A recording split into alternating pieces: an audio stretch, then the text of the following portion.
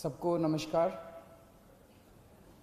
दोस्तों, दिल्ली में कोरोना काफ़ी फैला हुआ है और जनता के साथ मिलके, केंद्र सरकार के साथ मिलके हम इसे काबू करने की पूरी कोशिश कर रहे हैं एक तरफ, और दूसरी तरफ जिन लोगों को कोरोना हो जाए उनके इलाज की समुचित व्यवस्था करने की कोशिश कर रहे हैं। आज दिल्ली में लगभग 25,000 एक्टिव केसेस हैं। 33,000 लोग ठीक होके अपने अपने घर जा चुके हैं। 25,000 लोग ऐसे हैं जिनको अभी भी कोरोना है। अस्पतालों में इस टाइम 6,000 के करीब लोग हैं और 12,000 के करीब लोगों का उनके घर के अंदर इलाज चल रहा है। आज जैसा मैंने बताया, दिल्ली में 25,000 एक्टिव केस हैं। आज से ठीक एक हफ्ता पहले दिल्ली में 24,000 एक्टिव केस थे। एक हफ्ते के अंदर केवल 1,000 एक्टिव केस बढ़े। इसका मतलब लगभग जितने लोग बीमार ठीक हो रहे हैं उतने ही लोग बीमार हो रहे हैं। एक तरह से फिलहाल ऐसा लगता है कि थोड़ा सा स्टेबलाइज हो रहा है। पिछले दिनों में हमने टेस्टिंग बहुत बड़े स्तर पर टेस्टिंग 3 गुना कर दी है। 3 गुना से भी ज़्यादा हमने टेस्टिंग कर दी है। बीच में लोगों को अपना टेस्ट कराने में दिक्कत आ रही थी। मैं समझता हूं कि अब आपको टेस्ट कराने में दिक्कत नहीं आ रही होगी। पहले लगभग 5,000 टेस्ट डेली किए जाते थे, अब डेली 18,000 के करीब टेस्ट डेली हो रहे हैं। बीच में कुछ लैब्स ने गड़बड़ी करने की कोशिश की थी। उन लैब्स के खिलाफ हमने एक्शन लिया, क्योंकि गलत काम तो किसी को नहीं करने दिया जा सकता। कुछ लैब्स ऐसी थी जो कि नेगेटिव होने के बावजूद भी पॉजिटिव दिखा रही थी जब उनकी चेकिंग की गई। तो अब सारी लैब्स को सख्ती के साथ कहा गया है कि सही काम करना है और पूरी कैपेसिटी के ऊपर काम करना है, खूब टेस्ट करने हैं। केंद्र सरकार की मदद से दिल्ली में एंटीजन टेस्ट भी शुरू किए गए हैं। एंटीजन टेस्ट रैपिड टेस्ट होता है, 15 मिनट में, आधे घंटे में पता चल जाता है। तो इस टाइम दिल्ली के अंदर लगभग 18,000 टेस्ट डेली हो रहे हैं। मैं समझता हूं कि अब आपको अपनी टेस्टिंग कराने में कोई दिक्कत नहीं आएगी। जिन लोगों का इलाज हम घर पे करते हैं, जो लोग माइल्ड होते हैं, कम बुखार है, थोड़ी सी खांसी है या कोई सिम्टम नहीं है, ऐसे लोगों का इलाज उनके घर में ही रह के किया जाता है। उसमें हम डेली, हमारी टीम उनको फ़ोन करती है, उनसे हालचाल पूछती है, बुखार तो नहीं हुआ, और उनको एडवाइस देती है कि क्या क्या करना है।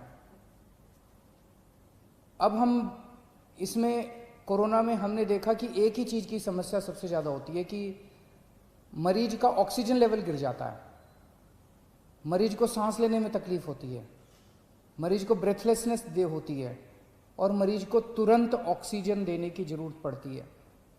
अगर मरीजों को सही टाइम पे तुरंत ऑक्सीजन मिल जाए तो कई मरीजों को बचाया जा सकता है। तो इसके लिए अब हमने क्या किया है कि जितने अब होम क्वारंटाइन के केसेस होंगे, होम आइसोलेशन के, दिल्ली सरकार हर होम आइसोलेशन वाले केस को एक ऑक्सी पल्स मीटर देगी। आप उस पल्स मीटर को अपने घर रखिए, जब आप ठीक हो जाएं सरकार को वापस कर दीजिए 10 दिन के बाद। उस पल्स मीटर से आप हर घंटे में, 2 घंटे में आप अपनी ऑक्सीजन नापते रहिए। अगर आपकी ऑक्सीजन कम होती है, हम आपको एक फ़ोन नंबर दे देंगे, उस पर फ़ोन कर दीजिएगा। हर डिस्ट्रिक्ट में हम ऑक्सीजन के कॉन्सेंट्रेटर रख रहे हैं।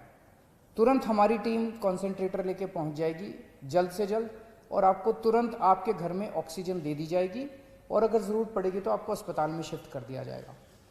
कई बार हमने देखा है कि ऑक्सीजन तुरंत न मिलने की वजह से अस्पताल में शिफ्ट करने तक इतने में ही कई बार मरीज कभी कभी कोलैप्स कर जाता है। तो इसीलिए हर डिस्ट्रिक्ट के लेवल पे हम लोग ऑक्सीजन के कॉन्सेंट्रेटर रख रहे हैं, और अगर आपको ज़रूरत पड़ेगी तो कॉन्सेंट्रेटर पहले तुरंत आपके घर पहुंचा दिया जाएगा, ताकि आपको समय पे ऑक्सीजन मिल सके और आपको कंट्रोल किया जा सके। फिर आपको अस्पताल ले जाएंगे और अस्पताल में आपका इलाज किया जाएगा।